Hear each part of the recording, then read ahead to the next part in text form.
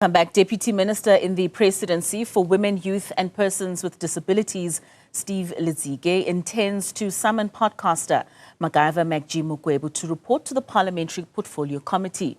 Lizige was apparently disgusted by the derogatory remarks made by Mokwebo against media personality Minnie Dlamini on his podcast and Chill platform.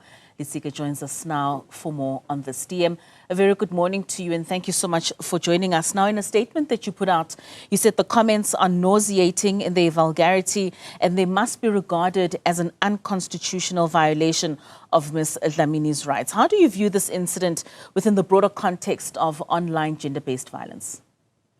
Thank you so much, Katleho, and good morning to the viewers. You know, Katleho, I think if we're going to really end gender-based violence, we must end it where it starts.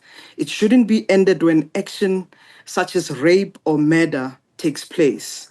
I'm regarding this because last year in November, together with the Human Science Research Council, we have released a report that have actually shown high levels of gender-based violence incident, but where they also emanate because we've normalized soft violence, we've normalized emotional online and various other nuances of violence, and we don't prevent it, we don't stop it. And this is why, actually, when you listen to Mr. Mokwebo's utterances, which has always been a problem in the public, there's an outcry, such as many other platforms that have joined. So that's why we're coming out to say, part of ending gender-based violence is where it starts.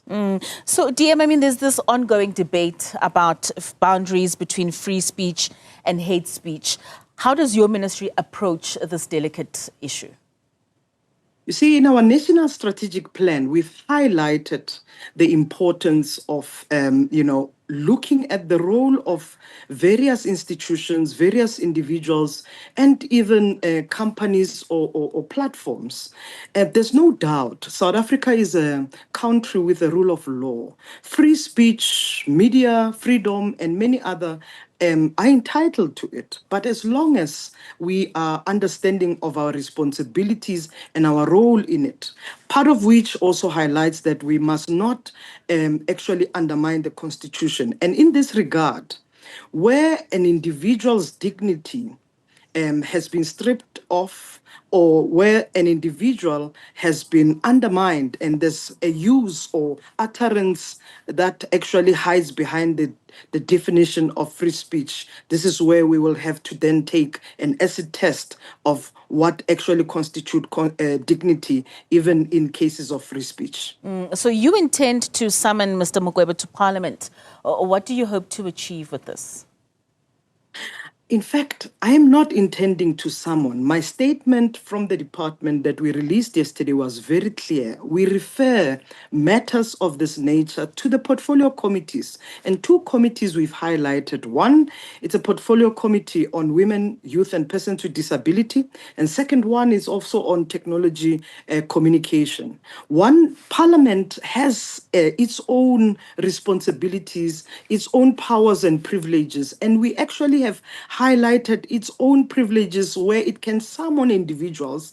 And if they refer to Chapter 5 of Parliament's privileges, in this case, where you can actually summon people, they can actually be calling Mr. Mokwebo to doing so. Those powers are within portfolio committees themselves. Ours as executive is to really ensure that we implement the national strategic plan. The president have called the public to actually play its role, a whole of society.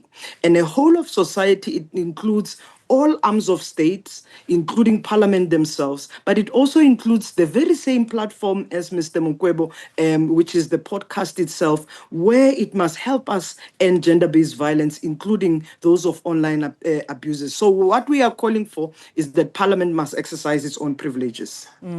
You speak about this podcast, and I'm sure regulation around media is not necessarily within your ministerial ambit, but content on traditional national television and radio is often guided by the rules and regulations of the BCCSA. Correct. And we find that not so much with podcasts. How are you intending possibly to maybe start shifting that conversation in how these podcasts are curated, but also in such a way that, one, the morality of South Africans is kept intact and we're not seeing cases of online GBV like we are in this situation? Indeed, you are quite correct, because in fact, with law, you constantly have to improve it. You must regard it as a working document. And this is why we've made a clarion call to the Portfolio Committee on Communication and Digital Technology. We're going to do the same to my colleague, which is in the Department of Communication and Digital Technology, because we need to ramp up legislation that blusters and identifies the gaps to enforce accountability.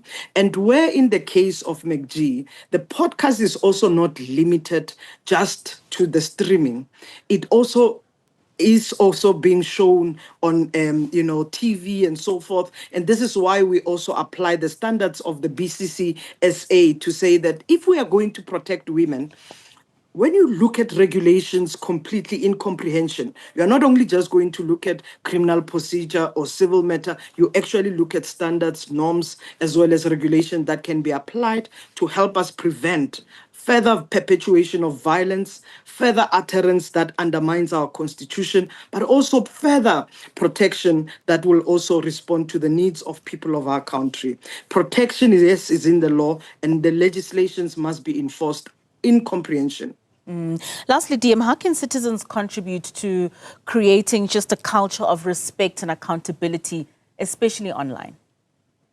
Indeed, I think, when I have looked at this issue, we have seen a rise of, various civil society, organized communities, churches, faith-based organizations, but society general, who has raised concerns about gender-based violence.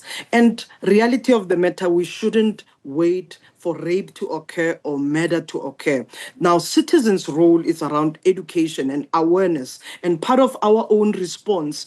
Our own government has implemented the NSP, but has also introduced the immediate 90-day plan through the JCPS cluster, led by Minister of South African Police Service as well as Minister of Justice, where all of us are coming together to say there are immediate actions that we will take, including the one that I'm leading now, in terms of responding to gender-based violence. But what we need for our own South Africans, let's empower ourselves, let's speak out. Let's not also normalize when things are wrong, because when we normalize them, they actually lead us to actions that are unintended and that have severe consequences. But also part of it is that when we occupy spaces of power, like the MacG podcast, that's a space of influence. Let's use it in a positive manner that builds society and coherence in our community.